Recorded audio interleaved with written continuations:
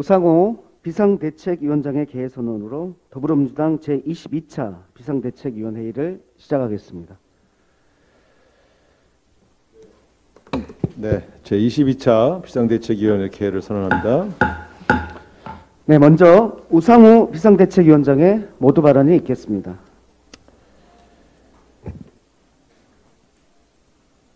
전현희 권익위원장, 한상혁 방통위원장의 교체를 위해서 감사원 감사 등 다각적인 압력이 동원되고 있습니다.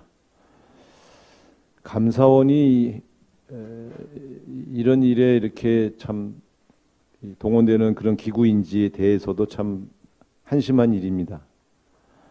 그러면서 한편으로는 또 이른바 블랙리스트 의혹으로 전 정권 문제를 삼아 통일부, 과기부, 여가부의 압수수색을 했다고 합니다. 한쪽으로는 임기제 공무원을 물러나게 하려는 정치 공작을 벌이면서 한편으로는 전 정권의 인사 문제를 수사하는 이 이중적 태도는 여전히 고치지 않고 있습니다. 온 나라가 뒤숭숭합니다. 부처의 공무원들이 이제는 시키는 일만 하자는 분위기라고 합니다. 일을 하지 않으려고 한다고 합니다. 갈등만 키우고 보복 위협의 나라만 뒤숭숭하게 하고 실제 일해야 할 부처 공무원들은 일을 못하게 하는 이런 엉터리 같은 국정운영 기조를 계속 유지하실 겁니까? 어쩌다 대한민국이 이렇게 대통령 한 명 바뀌었을 뿐인데 어쩌다 대한민국이 이렇게 되었냐고 한탄하는 국민들이 늘어나고 있습니다. 수사를 중단하고 임기제 일치 특별법을 여야 합의로 통과시킵시다. 저는 다시 한번 이 문제를 여당에게 제안합니다. 다음입니다. 내부 참 이게 아이러니한 게요. 내부 총질한 대표 물러나서 좋다는 문자를 보낸 사람이 윤석열 대통령인데 왜 권성동 권한대행이 사과하고 있는지 이해할 수가 없습니다. 문자 보낸 사람은 사과를 안 하고 문자 받은 사람이 사과하는 이런 엉뚱한 일이 벌어지고 있지 않습니까? 그리고 정작 문제를 일으킨 대통령은 도에서 사라져 버렸습니다. 윤 대통령이야말로 여권 내부에 총질한 셈 아닙니까? 윤석열 대통령은 정치에서 손을 떼고 민생에 전념해야 합니다. 이번에 여권 내부에 총질을 하신 이 사안에 대해서 대통령께서 사과하고 민생에 전념하십시오.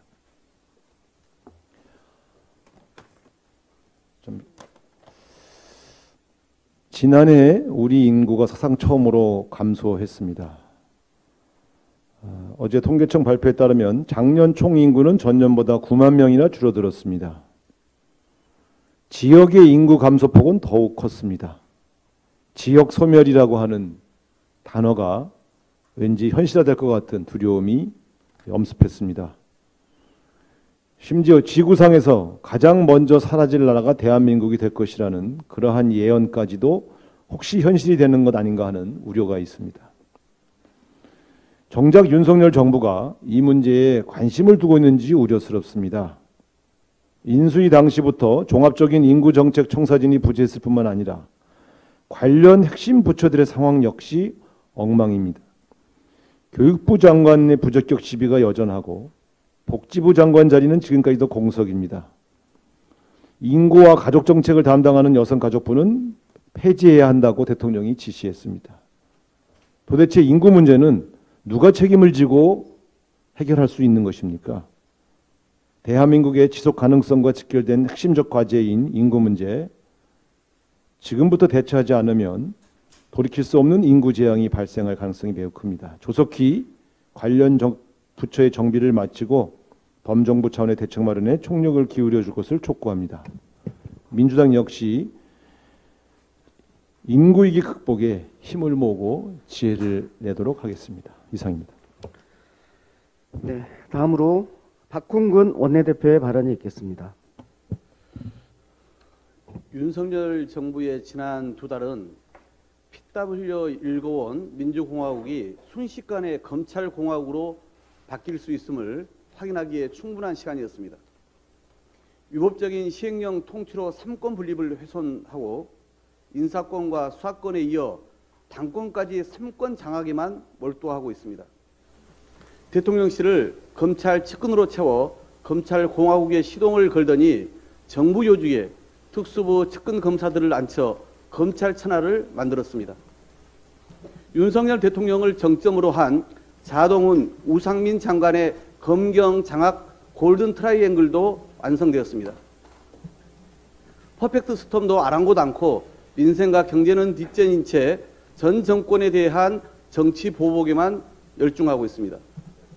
법치주의란 통치 세력이 법에 합당하지 않은 통치를 하지 못하도록 하는 것이 제대로 된 정의이건만 윤석열 정부는 법을 오직 통치의 수단으로만 이용하며 철권과 공안의 정치로 폭주합니다.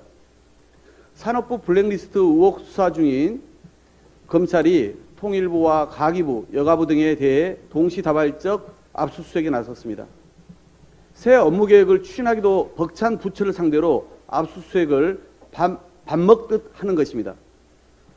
사태를 강제할 권한이 없다면서도 한쪽에서는 수사로 몰아가고 다른 한쪽에서 대놓고 사태를 강제하는 꼴입니다. 윤석열 정권의 자기 부정이자 자가당착입니다. 헌법기관이자 독립기구인 감사원의 청부감사 또한 거칠 것이 없습니다. 총리가 대놓고 KDI 원장의 사퇴를 언급하고 여당의 원내대표가 방통위원장 사퇴를 압박하자 감사원은 바로 감사에 착수했습니다. 어제는 감사원이 느닷없이 권익위에 들어닥쳤습니다. 예고 없는 감사는 권익위 출범 후 처음 있는 일이고 더구나 권익위는 이미 작년 감사원 정기감사까지 마쳤습니다. 그제 국회 정부에서 이른바 실세 윤핵관 의원이 권익위에 감사원 감사를 주장하자 바로 다음 날 감사원이 권익위에 들이닥친 것입니다. 언제부터 감사원이 권력의 청부감사 행동대장이 되었는지 참담합니다. 또한 누가 이렇게까지 노골적으로 표적감사를 주문한 것인지 낱낱이 밝히기 바랍니다. 한간에는 국민의힘 차기 당권 구도를 윤핵관의 뜻대로 짜는데 큰 변수로 작용할 모 전 의원을 미리 차기 권익위원장으로 앉히려는 의도라는 말이 파다합니다. 여권의 당내 권력 투쟁에 감사원이 동원되고 권익위가 희생되는 일이 있어서는 정상적인 나라가 아닙니다. 정치보복은 또 다른 보복을 낳습니다. 즉각 중단하길 바랍니다. 고물가, 고환율, 고금리 속에 민생 위기가 심화되고 있습니다. 진심으로 윤석열 정부의 대우각성을 촉구합니다. 윤석열 대통령이 교육부 업무보고를 하루 전날 연기했다가 한나절 만에 또다시 번복했습니다. 통일부, 여가부까지 포함하면 세 번째입니다. 일정이 자꾸 바뀌는 데 대한 뚜렷한 이유도 들어보질 못했습니다. 친구끼리의 약속도 이렇게 함부로 바꾸지 않습니다. 부처 업무보고는 국정의 방향을 정하는 새 정부의 핵심 일정입니다. 통상 사전에 모든 부처와 일정을 조율해서 계획을 수립하고 일정 브리핑도 하기 때문에 전날, 당일 이런 식의 일정 변경은 상상도 할 수 없는 일입니다. 출범 후 첫 업무보고는 향후 5년의 국정 로드맵을 국민께 보고하는 의미가 담겨 있습니다. 박근혜 정부 때도 공개로 업무보고를 진행했습니다. 이명박 정부 때는 현장 보고를 병행하기도 했습니다. 문재인 정부 때는 업무보고에 이어 부처 책임자 여럿을 포함해 2시간가량 토론이 이어질 정도였습니다. 그런데 윤석열 대통령은 오직 장관 독대, 밀실 보고만 고집합니다. 각 부처의 실무를 담당하는 실국장들과 대통령실 수석비서관 등이 다 같이 모여 진행했던 역대 정부의 업무 보고와는 달라도 너무 다른 모습입니다. 수평적이고 다양한 의견 개진을 통해 정책이 다각도로 검토될 때 완성도가 높아지는 것은 당연합니다. 달랑 사진 한 장과 장관의 일방통행식 브리핑으로는 이 정부의 국정 방향 중점 추진 과제가 무엇인지 제대로 알 길이 없습니다. 무엇보다 시급한 경제 민생 대책과 현안을 어떻게 풀겠다는 것인지 해법이 보이지 않습니다. 윤석열 정부의 오만과 불통은 업무보고의 방식과 과정에서도 고스란히 드러납니다. 한마디로 국정에 국민이 빠졌습니다. 대통령이 이런 식이니 국무위원들조차 국민과 언론, 국회를 무시하며 거만한 태도로 일관합니다. 윤석열 대통령은 지금이라도 장관과 단둘이서 국정을 논하는 밀실을 보고 밀실 독대를 당장 중단하기 바랍니다. 국민 앞에서 부처의 실국장들과 현안을 어떻게 해결할지 제대로 토론하고 소통하는 모습을 보여야 할 것입니다. 이상입니다. 네, 다음으로 한정혜 비상대책위원회 발언이 있겠습니다. 네, 7월 27일 국회 대정부 질문에서 이상민 행정안전부 장관은 국가경찰위원회를 자문위원회라며 2019년에 법제처가 국가경찰위원회가 자문기구라는 유권 해석을 내린 바 있다고 답변했습니다. 그러나 법제처를 통해서 확인하니 2019년 법제처는 국가경찰위원회가 자문기구라는 유권 해석을 내린 적이 없습니다.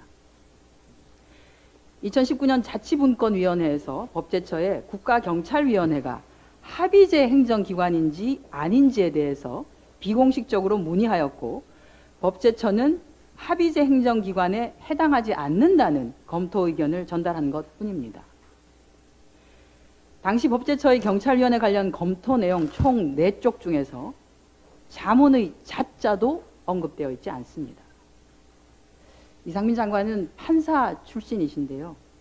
법 해석도 특이하게 하시고 타부처가 검토한 내용조차도 달리 해석하는 참 남다른 장관이십니다.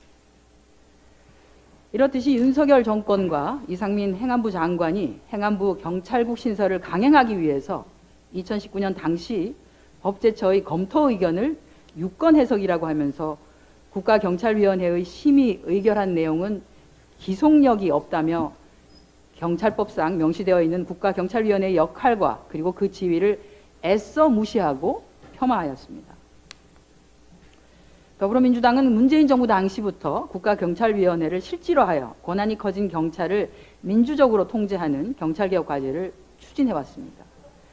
그 일환으로 국가경찰위원회를 국무총리 소속의 중앙행정기관으로 격상시켜서 경찰청을 관리 감독하도록 하기 위한 관련 법 개정안이 국회에서 지속적으로 논의 중에 있기도 합니다.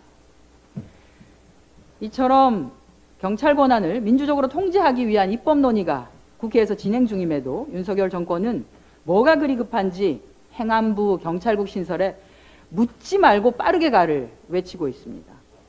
국민의 60%가 반대하고 있고 전례가 없었던 전국경찰서장 회의가 열리는 등 경찰의 구성원들도 반대하고 있습니다. 학계와 전문가들도 부정적인 의견을 제시하고 있고 국회에서도 지속적으로 문제 제기를 하고 있습니다. 하지만 이 모든 여론을 그냥 무시합니다. 다시 한번 강조합니다. 경찰을 정권의 통제 도구화하려는 시도를 멈추십시오. 봄날은 갑니다. 그리고 생각보다 짧습니다. 이상입니다. 네, 다음으로 이용우 비상대책위원회 발언이 있겠습니다.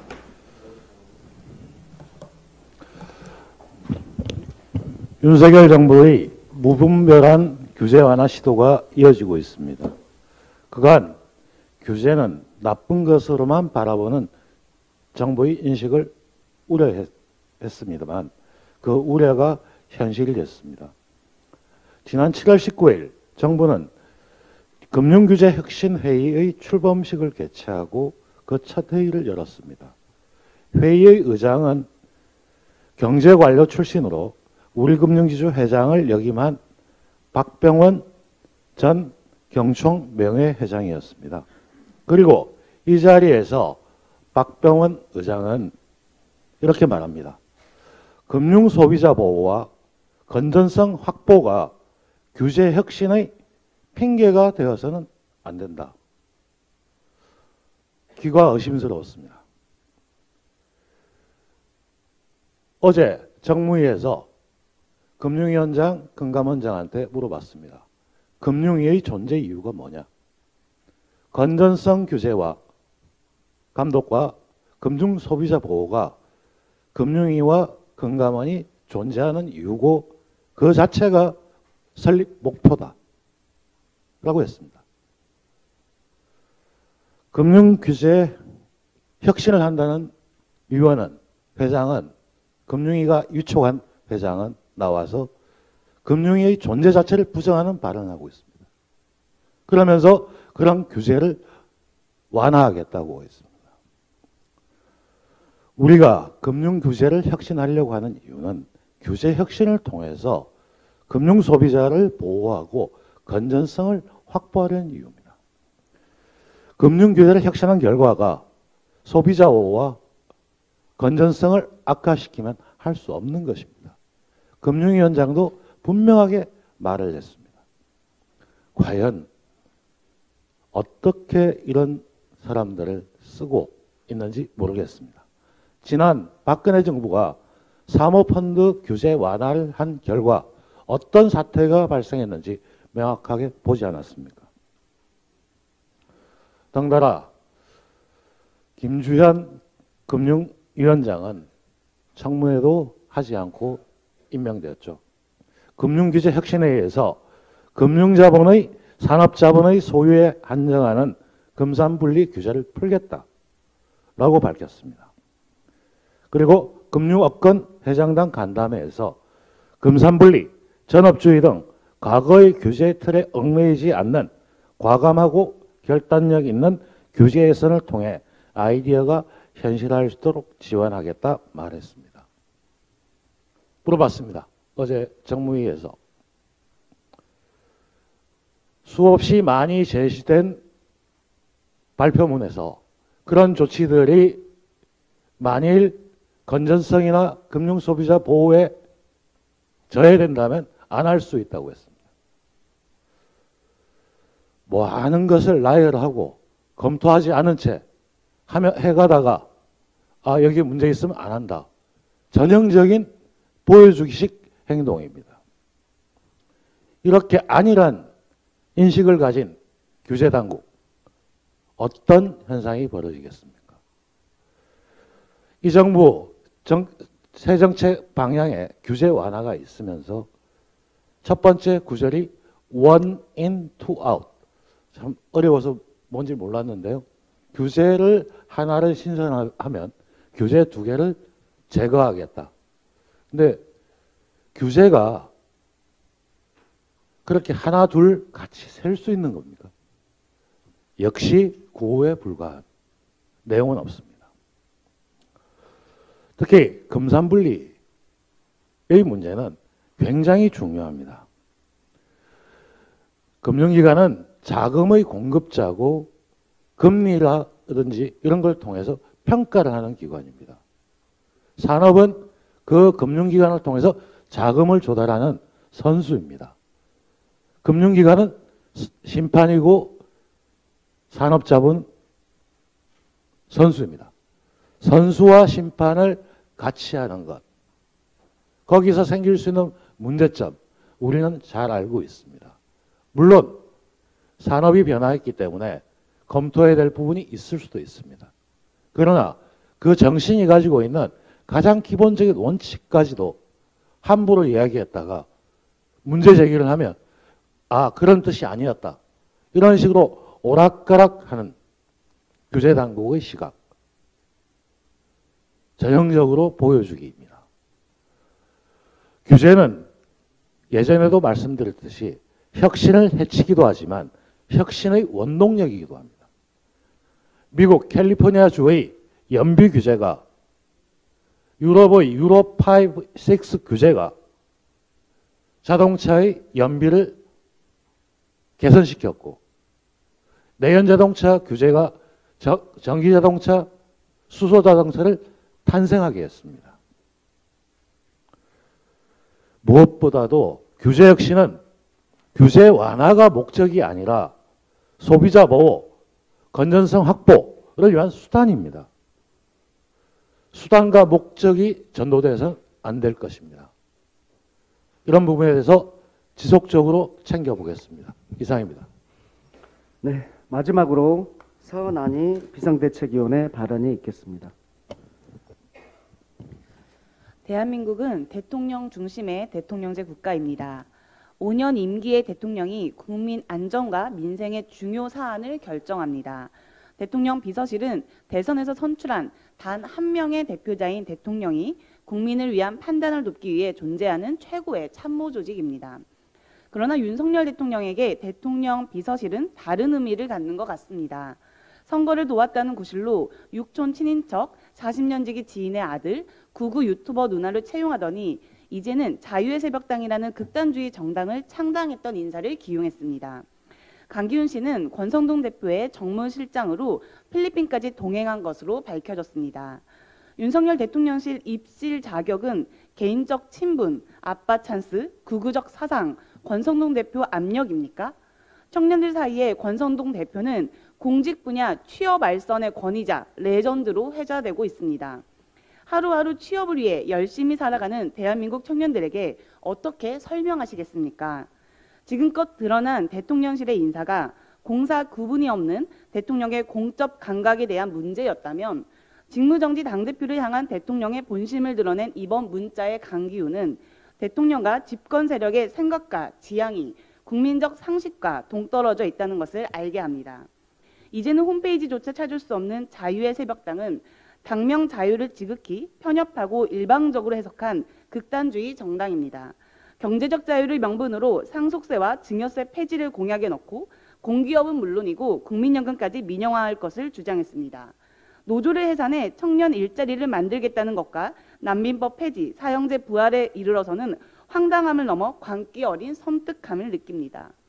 여기에 한 발 더 나아가 강기훈 씨는 박근혜 탄핵에 중국이 개입되었다. 4.15 총선은 부정선거라는 말도 안 되는 음모론을 설파한 것으로 알려졌습니다. 현재는 그런 모든 SNS 활동 기록을 삭제한 상태입니다. 윤석열 대통령의 용산 대통령실에서 일할 사람이 이렇게 없습니까? 보수 정당을 지키며 경력을 쌓은 당직자, 다양한 분야의 전문가, 보수 시민사회 활동가 중 대통령을 보좌해 국정에 도움을 줄 수 있는 사람이 그렇게 없습니까? 윤석열 대통령이 입만 열면 말했던 공정과 법치가 이런 것입니까?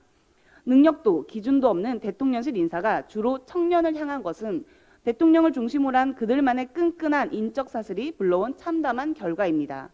부정선거 운운하는 구구 인사 발탁은 극단적인 생각과 참신한 아이디어를 구별조차 못하는 정치적 아둔함의 산물입니다.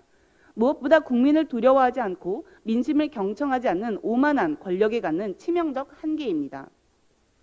정권이 국민을 두려워하지 않으니 이제는 국민이 두렵습니다. 이런 인사들로 가득한 대통령실에 무슨 희망이 있는지, 이런 인사들이 기용하고도 당당한 대통령에게 어떤 기대를 해야 하는지 국민은 두렵고 또 불안합니다. 지금이라도 대통령실 입직 인사를 공개하고 채용 기준과 경력을 밝히십시오. 그리고 그 전에 참사로는 표현이 부족한, 문란으로는 국민에게 죄송한, 국민을 우롱한 능멸 인사의 전형을 보여준 인사 책임자는 국민 앞에 사과하고 사퇴해야 할 것입니다. 이상입니다.